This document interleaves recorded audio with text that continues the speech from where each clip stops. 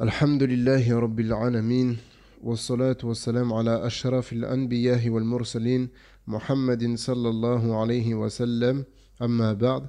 Donc nous sommes toujours dans l'explication des 6 piliers de la foi et nous avons vu les détails de la croyance en Allah et en ses anges. Et nous allons à présent rentrer dans le 3e pilier de la foi qui est l'iman bil kutub, la foi au livre d'Allah Azza wa Jal. Et le terme kutub, c'est le pluriel du mot kitab, qui désigne une chose qui a été écrite, c'est-à-dire en arabe maktoub. Et les livres cités ici sont ceux qu'Allah Azza wa Jal a révélés à ses messagers par clémence et miséricorde envers la création, afin de leur montrer la voie droite et leur permettre d'atteindre le bonheur dans cette vie d'ici-bas et dans l'au-delà. À savoir que tous les anciens livres qui ont été révélés, ils ont été abrogés par le Coran.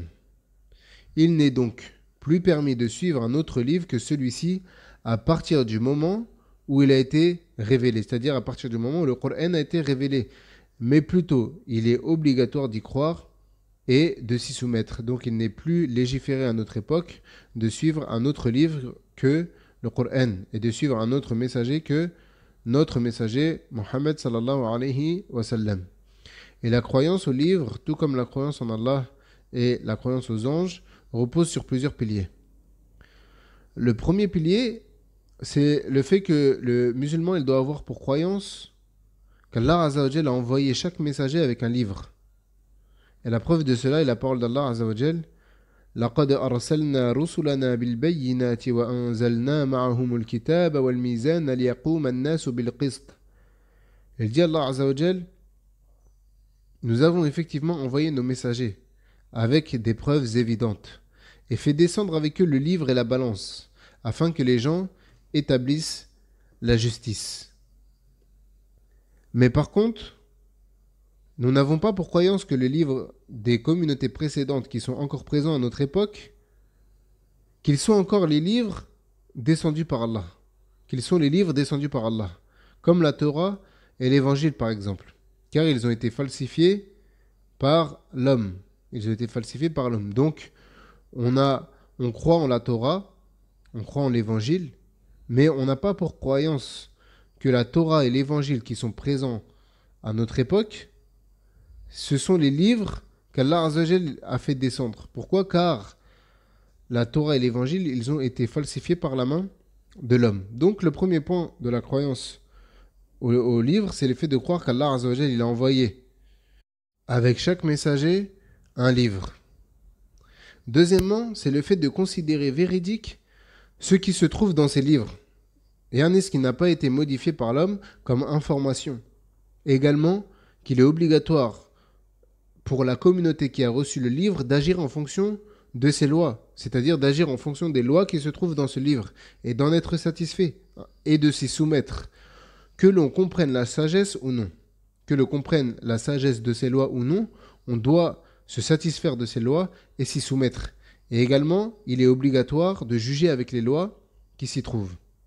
Troisièmement, le fait de croire en leur nom, pour ceux qui nous ont été révélés, comme la Torah qui a été révélée à Moussa, l'Évangile qui a été révélé à Isa, les feuillets qui ont été révélés à Ibrahim et Moussa, le Zabour qui a été révélé à Daoud et le Coran qui a été révélé à Mohammed sallallahu alayhi wa sallam.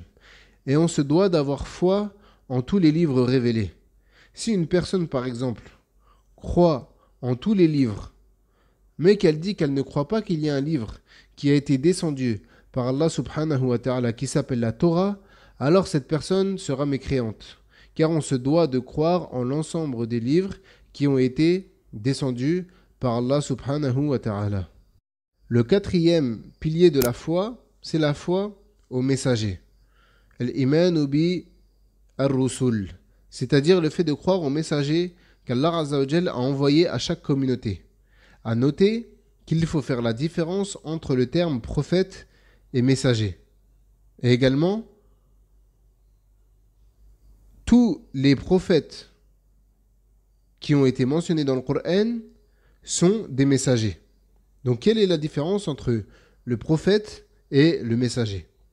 Le messager, qu'on appelle en arabe Ar-Rasoul, c'est un homme qu'Allah Azza wa Jal a choisi parmi les hommes, auquel a été révélée une nouvelle législation et qui a reçu l'ordre de la transmettre. Et le prophète, en arabe qu'on appelle An-Nabi, est un homme qu'Allah Azza wa Jal a choisi parmi les hommes, qui a reçu l'ordre de transmettre la religion. Mais à la différence du messager, il n'est pas envoyé avec une nouvelle législation, mais plutôt il appelle à la législation qui est antérieure à lui. Donc, par conséquent, tout messager est également prophète. Tout messager est également prophète, mais ce n'est pas tout prophète qui est messager. Donc, le messager, il vient avec une nouvelle législation. Il vient avec une nouvelle législation. Alors que le prophète, il vient pour revivifier la législation qui a été antérieure à lui, qui était là avant lui. Tamam. Et tout prophète, tout messager, est également prophète. Tout messager, il est également prophète, mais ce n'est pas tout prophète qui est messager. Et le premier des prophètes, c'est Adam, alayhi salam. Le premier des prophètes, c'est Adam, alayhi salam. Et le premier des messagers, c'est Nuh, alayhi salam. Et le dernier des prophètes et des messagers, c'est le prophète Mohammed, sallallahu alayhi wa sallam. Il faut également savoir que les messagers sont le plus haut statut parmi les hommes. Ils possèdent le plus haut statut parmi les hommes, car c'est une grâce de la part d'Allah subhanahu wa ta'ala qui les a choisis afin de transmettre son message. Et il faut savoir également que les prophètes, ils n'ont pas tous le même rang. En effet, par exemple, Allah Azza wa Jal a fait d'Ibrahim son ami intime, de même que le prophète sallallahu alayhi wa sallam. Comme c'est venu dans un hadith, قال النبي صلى الله عليه وسلم إن الله قد اتخذني خليلا كما اتخذ إبراهيم خليلا ولو كنت متخذا من أمتي خليلا لاتخذت أبا بكر خليلا. Le prophète sallallahu alayhi wa sallam, il dit: certes, Allah m'a pris comme ami intime, tout comme il a pris Ibrahim comme ami intime. Et si j'avais pris dans ma communauté un ami intime, ça aurait été Abu Bakr. Ça aurait été Abu Bakr. Donc, on a pour croyance que Ibrahim et le prophète Mohammed sallallahu alayhi wa sallam sont les amis intimes d'Allah Azza wa Jal. Mais également qu'Allah a parlé à Moussa de vive voix. Comme c'est venu dans le Coran, wa kallama Allahu Moussa taklima. Et certes, Allah a parlé à Moussa de vive voix. Et également, on a pour croyance qu'il a élevé Idris à un rang élevé. Et que Isa alayhi salam, c'est l'adorateur d'Allah. Et il est également le messager d'Allah. Et il est également la parole d'Allah insufflée à Maryam. Car Allah Azza wa Jal a dit kun fakana. Il a dit soit et il a été. Et les meilleurs d'entre eux, les meilleurs des prophètes sont Mohammed, Ibrahim, Moussa, Isa et Nuh. Mohammed, Ibrahim, Moussa, Isa et Nuh. Ils sont ce qu'on appelle Ulul Azm. Yani les 5 messagers doués de haute résolution. Allah Azza wa Jal dit dans le Coran: وَإِذْ أَخَذْنَا مِنَ النَّبِيِّينَ مِيثَاقَهُمْ وَمِنْكَ وَمِنْ نُوحٍ وَإِبْرَاهِيمَ وَمُوسَى وَعِيسَى بْنِ مَرْيَمَ وَأَخَذْنَا مِنْهُمْ مِيثَاقًا غَلِيظًا. Il dit: lorsque nous prîmes des prophètes leur engagement, de même que de toi, et yani toi Mohammed, de Nuh, de Ibrahim, de Moussa et de Isa fils de Maryam. Et nous avons pris d'eux un engagement solennel. Et bien évidemment, le meilleur des prophètes, c'est notre prophète Mohammed ibn Abdillah, sallallahu alayhi wa sallam, le meilleur homme qui a foulé cette terre. Et une preuve qu'il est le meilleur d'entre eux, qu'il est le meilleur des prophètes, c'est que lors de la nuit de l'ascension, lorsqu'il a été élevé au ciel, lors de la nuit de l'ascension nocturne, il a prié en tant qu'imam dans la mosquée Al-Aqsa, devant tous les autres prophètes. Il a dirigé une prière devant tous les autres prophètes. Ibrahim, alayhi salam, également a énormément de mérite. Car comme le prophète Mohammed sallallahu alayhi wa sallam, il est considéré comme le bien-aimé d'Allah, comme l'ami intime d'Allah. Et il est également parmi les prophètes qui ont subi une grande épreuve. Et parmi les épreuves connues qu'il a subies, l'histoire de son fils Ismaïl. Allah Azza wa Jal lui a fait don d'Ismaïl alors qu'il fut atteint par la vieillesse. Et il fut son premier enfant. Donc, Ibrahim alayhi salam, il a eu un enfant lorsqu'il atteint un âge avancé dans la vieillesse.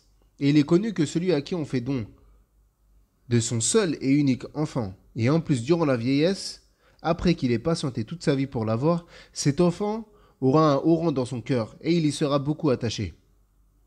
Et lorsqu'il a atteint l'âge, cet enfant, Ismaïl, lorsqu'il a atteint l'âge où il est entre l'enfant et l'adulte, cet âge où l'enfant il est en permanence avec son père, Allah, il l'a éprouvé. Ibrahim, il rêva qu'il égorgeait son fils. Et il est connu que les rêves des prophètes sont des révélations. Il est connu que les rêves des prophètes sont des révélations. Allah Azza wa Jal dit dans le Coran فَلَمَّا بَلَغَ مَعَهُ السَّعْيَ قَالَ يَا بُنَيَّ إِنِّي أَرَى فِي الْمَنَامِ أَنِّي أَذْبَحُكَ فَانظُرْ مَاذَا تَرَى قَالَ يَا أَبَتِ افْعَلْ مَا تُؤْمَرْ سَتَجِدُنِي إِنْ شَاءَ اللَّهُ مِنَ الصَّابِرِينَ. Puis quand celui-ci fut en âge de l'accompagner, c'est-à-dire Ismaïl, puis quand celui-ci fut en âge de l'accompagner, d'accompagner Ibrahim, il dit « Ô mon fils, je me vois en songe, je me vois en rêve, en train de t'immoler, de t'égorger. Vois donc ce que tu en penses. » Et quelle fut la réponse d'Ismaïl? Il dit à son père « Ô mon cher père, fais ce qui t'a été commandé, et tu me trouveras, s'il plaît à Allah, du nombre des endurants. » Et la réaction de son fils Ismaïl, elle est également des plus étonnantes. Et c'est là la réaction d'un musulman soumis aux ordres de son créateur. Il dit à son père, fais ce qui t'a été ordonné. Si c'est Allah Azza wa Jal qui t'a ordonné de faire cela, alors fais-le. Donc le père et le fils se sont mis d'accord pour obéir à leur Seigneur, c'est-à-dire pour que Ibrahim, il égorge son fils bien-aimé. Ensuite, Allah Azza wa Jal dit, فَلَمَّا أَسْلَمَا وَتَلَّهُ لِلْجَبِينِ. Il dit, puis quand tous deux furent soumis à l'ordre d'Allah et qu'il l'eut jeté sur le front. Donc Ibrahim, il jeta son fils face contre terre, afin de ne pas l'égorger de face, de sorte à ce qu'il ne voit pas le visage de son fils lorsqu'il mettra en application l'ordre d'Allah, de sorte qu'il ne voit pas le visage de son fils alors qu'il est en train de l'égorger, également que son fils ne voit pas le visage de son père en train de l'égorger. Et c'est à ce moment-là qu'Allah Azza wa Jal fit descendre sa délivrance. Il dit dans le Coran وَنَادَيْنَاهُ أَيَّا إِبْرَاهِيمُ قَدْ صَدَّقْتَ الرُّؤْيَا إِنَّا كَذَلِكَ نَجْزِي الْمُحْسِنِينَ إِنَّ هَذَا لَهُوَ الْبَلَاءُ الْمُبِينُ وَفَدَيْنَاهُ بِذِبْحٍ عَظِيمٍ. Il dit, et voilà que nous l'appelâmes Ibrahim. Tu as confirmé la vision. C'est ainsi que nous récompensons les bienfaisants. C'est là certes l'épreuve manifeste, et nous le rançonnâmes d'une immolation généreuse. Donc on lui remplaça l'égorgement de son seul et unique enfant, qui a été tant désiré, par une bête. Donc Ibrahim, qui a été ordonné d'égorger son seul et unique enfant, de par son haut degré de foi et de soumission envers son Seigneur, il s'apprêtait à le faire. Il s'apprêtait à égorger son fils, mais Allah Azza wa Jal l'a délivré de cette épreuve en remplaçant son fils par une bête. Wallahu a'lam wa sallallahu ala nabiyyina Muhammadin wa ala alihi wa sahbihi ajma'in. Subhanakallahumma wa bihamdik. Ashhadu an la ilaha illa anta astaghfiruka wa atubu ilayk.